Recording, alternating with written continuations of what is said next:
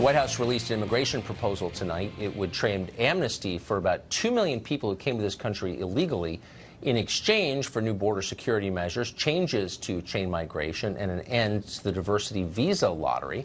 Well, the plan still lacks details on what they mean by border security or how much it would reduce chain migration.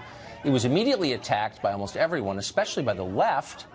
They claimed it was, quote, a white supremacist ransom letter. That, according to, I think, the largest DACA group. Over at the New York Times, reporters Cheryl Gay Stolberg and Michael Shear piled on. They noted that, quote, some described it as nothing but a heartless attempt to rid the country of immigrants and slam shut the nation's borders. That was in a news story, by the way, just so you know. Well, whether the White House passes this or not, gets it through the Congress, tech overlords like Mark Zuckerberg, one of the richest men in the world, are pushing hard for amnesty for people here illegally. The Facebook CEO made a post on his website yesterday. He urged everybody to call members of Congress and demand a deal on DACA and protect the recipients from being deported. Quote, dreamers are members of our community, Zuckerberg said, and there are 800,000 living in fear with no ability to plan for the future. Todd Schulte is president of Forward.us. It's a Zuckerberg-funded group that promotes citizenship for a lot of people here illegally. Todd, thanks for coming on. Thanks for having me. So the response is kind of amazing. So the White House comes out and says we're willing to accept 2 million, probably a little more than 2 million amnesties for people who are here illegally. That's more than the Dreamer population we've been talking about. Here was the response they got. United We Dream, the Dreamer advocacy group, it's a white nationalist ransom note. ACLU, according to a Bloomberg report, called it, quote, a nativist screed to benefit white supremacists.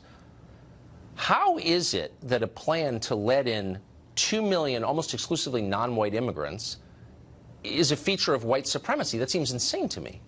Well, I think it's really important. Let's actually talk about what we know what's in the plan. And we don't know everything. But can you just respond to my point? So these are the groups that said they wanted amnesty for the Dreamers. They just got it. The White House said, okay, we'll give it to you. And they're calling it white supremacy. Well, I think Why? actually it's a whole package of immigration reform, and you laid this out. I think the salient fact, actually, that people are really responding to is this is a 50% cut to legal immigration. And my question is, by the way, I think I'm more familiar with the numbers. Hold on. I don't think that's right. So I'm happy to explain why that's the case. Will. Yeah. So by cutting 5 of 7 of the family-based immigration categories and cutting the diversity visa, that's a 50% cut to legal immigration. That's the biggest cut to legal immigration. Now you don't know what you're talking about, or you're misleading on purpose. The diverse under this proposal, which I just read and talked to the guy who wrote it. Okay. Yes, it ends the diversity lottery, but it reallocates those green cards to people who are in the backlog of people applying to come here. Yeah, that's where he tricked you. And let me tell you why. I'm glad this came up. So it reallocates 50,000 visas a year of the cut. For the family-based immigration cuts, it permanently ends those categories. So for year 1 or 2, there's a little bit of a reallocation. That's not true. Okay, look, wait, there's no net loss. But look, we're getting into the weeds on a plan. Where do you think the visas go? Hold on. Then? They are all reallocated to the massive backlog of people waiting to get here legally. But you're kind of missing the point in dodging my question. I think that is the point. But no, go ahead. The point is, this is a plan that gives amnesty to more people than we thought the DACA representatives were asking for, and they're calling it white supremacy. Do you think that's a fair criticism? Is this a feature of white supremacy? No, and I think we should talk about the policy here, and I don't want to respond to other people's words, but this is a path forward by the White House. And look, I think what they acknowledge is what 87% of Americans believe, which is Dreamers should be protected by Congress. They should be able to earn citizenship. And the DACA population is about 800,000 people. That's what it just gave, isn't it? Or that's what they're saying they're willing to do. But this is the point. You talked about this. You call it chain migration. People call it the family-based immigration system. I don't understand why, if you and I agree that Dreamers should be able to sit here and they should be able to stay, why should Dreamers only be able to be protected from deportation if we cut legal immigration by 50%? Okay. So actually, you're wrong. Most Americans don't believe that you ought to let the people who just got amnesty bring all the relatives in. In fact, there was just a Harvard-Harris poll you just saw a couple days ago that showed overwhelmingly people are against that. And you know who's really against that? African-American voters. Yeah, do you have a poll that shows African-American I have it right here. And I'm quoting from it. 85% against chain migration. 85% of black voters think immigration policy ought to be based on merit, not on having relatives in the U.S. Well, can I 85%. Yeah, so I think it's important to talk about when we say merit, what do we mean?